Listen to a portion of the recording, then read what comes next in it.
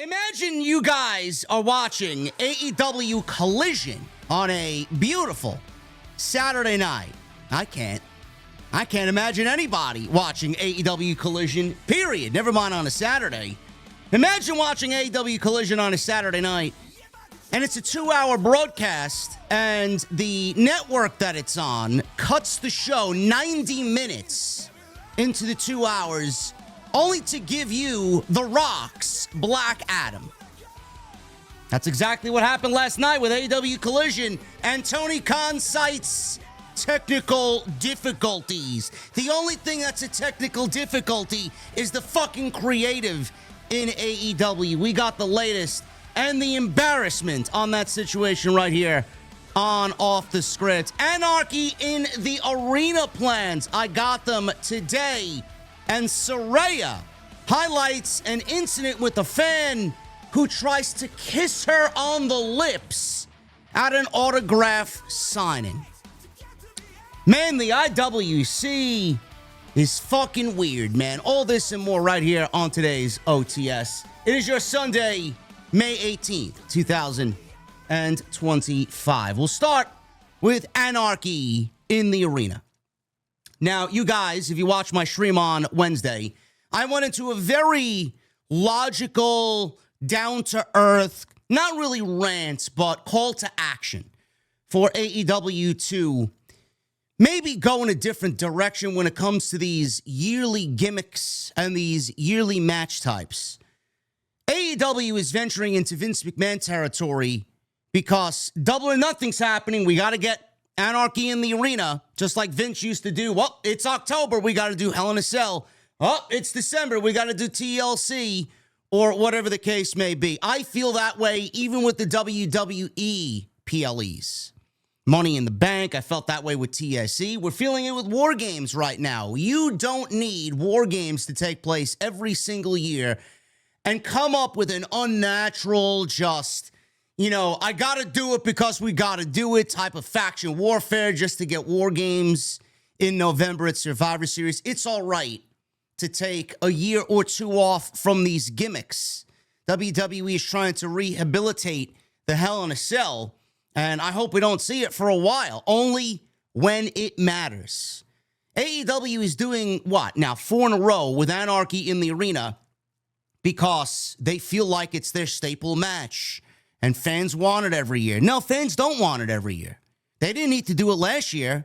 Do you see what they did last year with Anarchy in the Arena and Blood and Guts? Everything was just thrown together because they manufactured a storyline that they gave up legitimately weeks into it after Tony Khan was pile-drived in Jacksonville. And the Young Bucks were going on their crusade to take the company, whatever the case may be. That led into Blood and Guts. That led into Anarchy in the Arena. And we're seeing the same thing now. If they didn't do it last year, I think a lot of people would be more in favor of it this year, being that the Death Riders have overtaken AEW television. But Anarchy in the Arena is happening at Double or Nothing.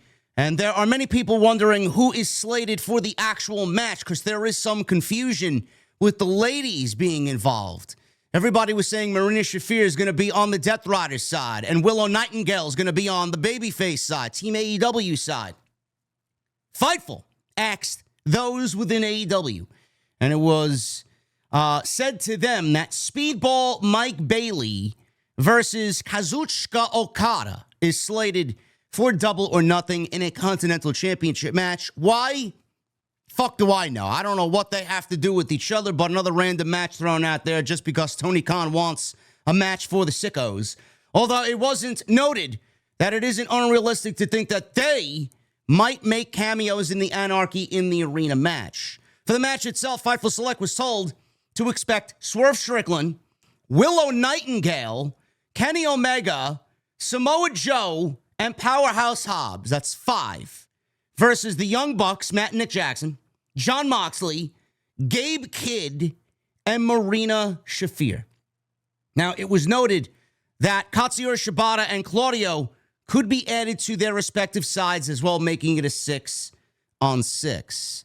Hook and Wheeler Yuta weren't explicitly mentioned to Fightful. There's nothing keeping them from being involved if they are available. I thought we'd see Hook in the steel cage match with Jon Moxley and Samoa Joe. We did not. We saw Gabe Kidd instead. It's going to be very interesting how they weave the women into this situation, because unless you're going to have the women battle the men throughout the 20 minutes of Anarchy and Anarchy in the Arena, I don't know how that's going to work out, because AEW typically has given us doses of women against the men and the men against the women, and hasn't been in a full-fledged match for 20 minutes. You got two women here, and then you got the rest of them being male performers. So how is AEW going to do that on Double or Nothing Sunday? It's going to be very interesting to see. That's why I thought the ladies would be involved but not actually be advertised for the match. We'd see Yuta or Claudio in this case, and then we get Katsuyori Shibata or someone else on the Team AEW side. So I don't know where they're going with this. People don't seem to mind that the women are going to be actively in the match itself. We'll see how AEW plays it out, but I do think it's a little weird, and I don't know how well it's going to come off. It could be a career-making performance for both ladies if they actually go and do it the right way. So we'll see what happens there. Anarchy in the Arena happening this coming Sunday for AEW. Someone who I thought we'd be seeing before Double or Nothing is Darby Allin. We got an update, backstage update on Darby Allin and his Mount Everest quest. His current hiatus is due to his long-planned expedition to conquer Mount Everest, which he has discussed for several years. The climb itself, perilous, is a big feat, typically requiring and demanding 6 to 10 weeks, which significantly impacts his availability for AEW. Back in January, Fightful reported that Darby Allin was already on leave from television duties, with a return not anticipated until the spring of 2025. We mark the official start of the summer next weekend, Memorial Day weekend, with Double or Nothing. More recent follow-ups by Fightful concerning his specific comeback date indicated that initial internal hopes within AEW were for Darby Allin to be available by the Owen Hart tournament. That obviously did not take place. There was also discussion about him being featured on the prominent Double or Nothing card. Despite those, that's Fightful wording, by the way, prominent. The show looks the weakest it's ever been for a Double or Nothing.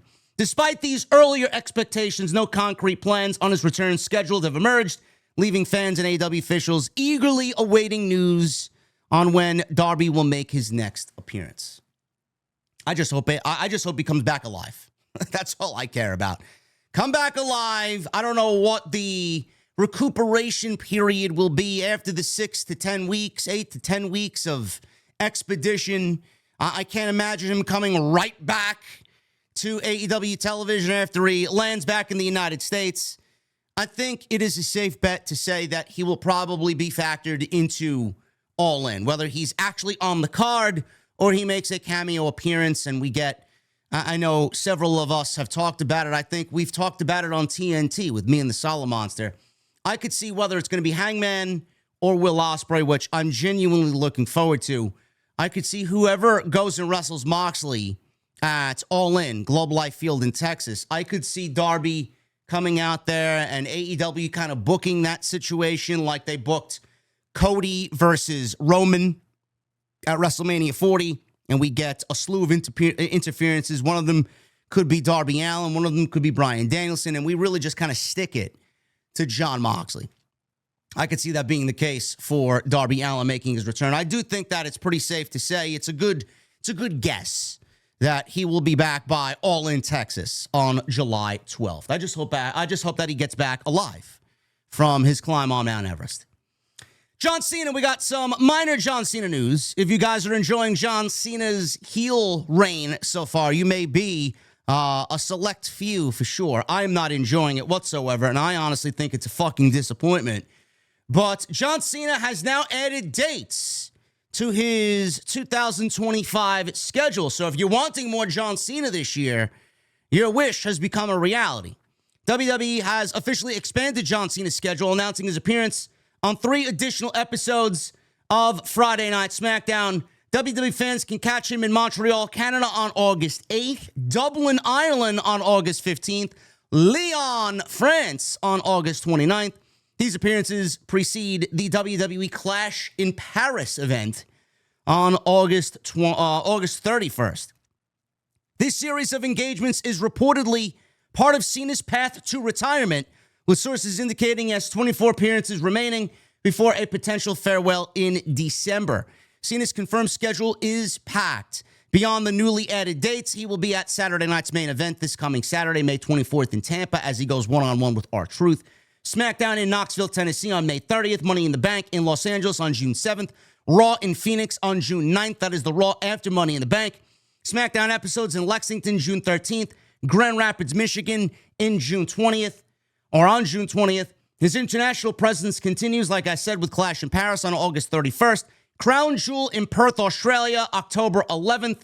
And these are the dates right now for John Cena on his retirement run, currently as WWE Champion. So if you guys want to go out there and get a glimpse of John Cena for the last time, they are adding dates to his existing schedule. So that is the update on John Cena. Saraya,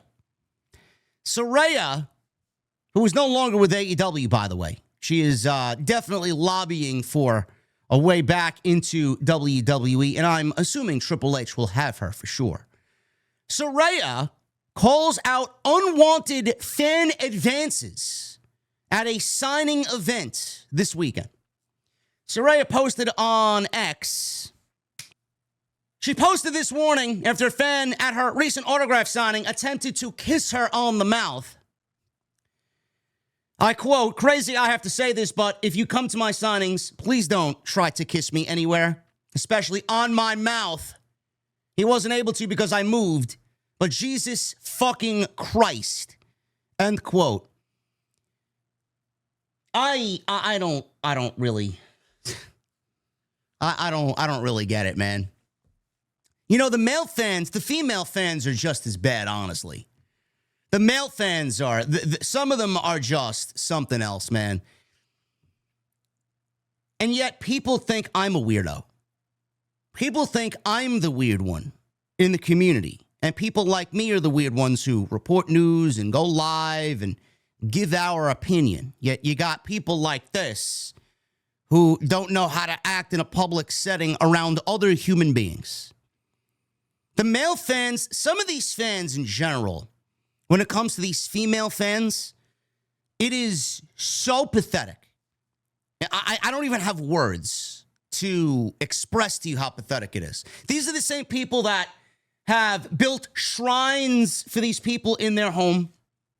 Gels and lubes and tissues and nightly seances, doing whatever the fuck they do. These are the same types of people that will spend thousands upon thousands upon thousands upon thousands of dollars on OnlyFans for these women in hopes that they may get noticed.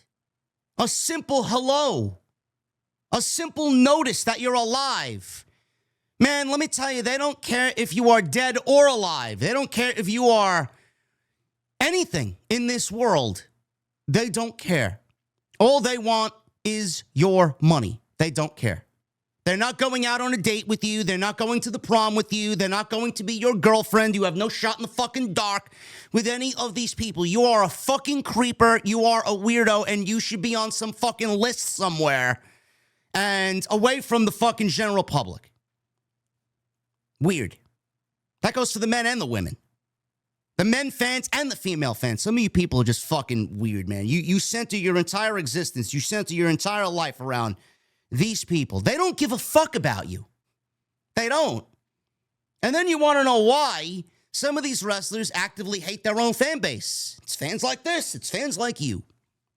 Sad. Let's be normal. Be a normal fucking person. Go get your autograph. Thank you, Saraya. I've enjoyed what you've done for me, and thank you so much. Appreciate you. Goodbye. And move on with your life. It's pathetic. Speaking of pathetic, AEW Collision ends early due to technical difficulties. Sure thing, Tony. Sure thing. Saturday night's episode of AEW Collision Beach Break, which I'm still waiting for, where the beach comes into beach break. No palm trees, no sand, no water, no surfboards, no sharks. Nothing, man. What's going on? No sunshine. It's all gloom and doom in AEW, man. What's a beach break? Tony's too busy, man. We're the best wrestle. We're the best wrestle. Can't even go out and buy some fucking fake palm trees to put on the stage somewhere, man, and give off the illusion that we're on the beach somewhere. It's where everybody fucking was, on the beach. They weren't watching your fucking show. Beach break Collision was cut off approximately at 9:30 p.m. Eastern. A full 30 minutes before its scheduled 10 p.m. Eastern conclusion on TNT. A network crawl. You got a little ticker at the bottom of the screen. I tuned in. I'm like, because Jesse had bought a new microphone, which we'll see on Wednesday if it helps his soft tone voice. Jesse was doing a watch-along, and I texted him. I'm like, bro, I thought you were doing a watch-along on Collision. It's fucking 9:30. The show is over, and I get this little ticker at the bottom of the screen that says the episode could not be completed due to technical difficulties, and the film Black Adam with our favorite Dwayne immediately replaced the remainder of the broadcast. AEW President Tony Khan issued a brief apology on social media explaining, we're having technical problems with our studio transmission and assuring fans that the full episode would air on the West Coast feed and be available on Max later Saturday night. I am here to tell you that the West Coast feed also had technical difficulties, and Max does not have Saturday Night Collision Beach Break as of right now. It may, by the time this video goes up, but as of this morning, it was not on HBO Max. Fans took to X and other platforms to voice confusion and frustration over the abrupt cutoff, noting that no in-studio hosts returned to address the issue live. Now, Dave Meltzer had a statement put out. He says, and I quote, Collision didn't air last night. I know people were confused. I got like 47 DMs about it, but the reason it didn't air is because TBS ran Black Adam. Yeah, the movie with The Rock. Not a new episode, not a premiere, just straight up Black Adam instead of Collision. Now, this wasn't a Tony Khan thing. This was a TNT thing, Warner Brothers Discovery thing. They made the call, apparently. They think Dwayne Johnson in slow motion brings more ratings than, a Jay White versus Dustin Rhodes 20-minute counter-heavy match with 3 commercial breaks. I'm not saying they're wrong. I'm just reporting. From what I heard, AEW wasn't really told until it was already too late to change anything. So, yeah, no Collision, no Punk chance, no Wardlow squashing someone named Zach Zandler in 90 seconds. Just The Rock in a movie that technically bombed at the box office, but somehow still has more drawing power than the entire Death Riders faction as a whole. End quote. Yes. Now, did Dave Meltzer say that? No, I'm just embellishing. You see what I do for you, man? I go out there and I write a Dave Meltzer-like report for you, man, for the podcast today. Listen, would this ever happen to WWE? Would this ever happen with Raw on Netflix and SmackDown on USA Network? The answer is no. Would this ever happen with NXT on CW? No. The answer is no, folks. It only happens somewhat with AEW, somehow with AEW. Why does it happen so often? Why are there so much technical difficulties, production miscues and mishaps, sound mishaps? Why does the production side of things on Time Warner, Warner Brothers Discovery, when it comes to AEW, why is it so fucking amateur hour? Why is it so terrible? I don't really understand it. This would never happen on a WWE production. Never. But it happened for AEW last night. I really want to hope. And honestly, I'm going to say this once, and I'm probably going to repeat myself over the course of forever until this show is fucking canceled. They waited 90 minutes too long. Honestly, Collision is fucking absolutely offensive. And I swear to God, man, I would love to see the people who genuinely sit down and watch this slop for 2 hours on a Saturday night, man. You got to be just as bad as the people going out there to these autograph signings thinking that you can get a kiss on the lips from Saraya. That's how bad you fucking look. They ended the show 90 minutes too late. This show is so fucking awful. It is so terrible. And Tony Khan puts absolutely zero fucking effort into AEW Collision. Seriously. If Rampage was the D show, Collision is like the D+. That's how bad it is. You got Dynamite and Collision. Collision is nowhere near where Dynamite should be. I mean, they're not even equal. They're not even equal. In some sick and twisted, hopeful, feeling I have, I hope that David Zaslav and everybody that has been suckered out of $180 million to keep this fucking dying product on the air, I hope that the people over at Time Warner Brothers Discovery, I hope that they actually physically saw what was going on last night and asked themselves, did we really pay $180 million for this fucking garbage? And then they pulled the plug, talked to Tony, and said, bro, you got to shape up or ship out, man. Shape up or get the fuck out of here. What is Mike Speedball Bailey against Vanilla Baby? What are we doing?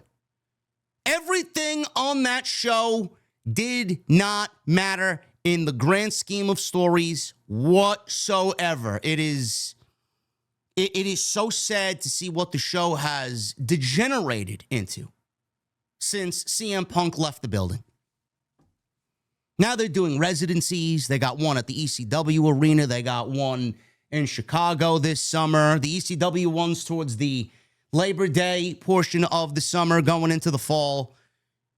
This is the same company that sold out Rampage based on hearsay, based on a rumor for 18,000 people at the United Center for one man to return. This is the same guy that came back and they sold out 7, 8, 9, 10,000 seats for a Collision on a Saturday night. And they were doing anywhere between 600, 700,000 viewers on a Saturday night. Obviously, it dipped into the 500s, but they're not even doing that. They're not even doing that. They're anywhere between 300 and 350,000 on a Saturday night. Now, all because they don't give a single fuck. They don't care to book the show in a meaningful way. Now they're doing residencies. Now they can't bring themselves to sell out different arenas here and there, so they hole up in fucking one place for 2 weeks because nobody wants to come out and see this shit live. It is fucking garbage. It is complete garbage. They get what they deserve. They reap what they sow. The effort you put in, the effort from the fans you get back. Collision is garbage. Collision is garbage. Was this a technical difficulty? Sure, maybe. Goes to show you how fucking lowbrow and amateur Warner Brothers Discovery is. How HBO Max is. But in a hopeful world, this is David Zaslav and Warner Brothers Discovery saying something to Tony Khan. The fuck are we doing here, man? This show is... What is this? What is this? I got this. I don't know who the fuck this is. I don't know what the fuck is going on. We're just going to cut this shit, throw on Black Adam, and Black Adam's going to do 5 times more ratings than Collision would. Holy shit. Have you ever seen a company not give a fuck as much as AEW? Thank you guys for this Sunday upload. If you enjoyed it, sound off in the comment section below. Leave a thumbs up and hit that subscribe button down below and turn on the bell for notifications. I'll be back tomorrow with more news, and I'll be back tomorrow live after Monday Night Raw. It's the go-home show before Saturday night's main event. Enjoy your Sundays, and I'll see you right back here live for Raw on Off the Script.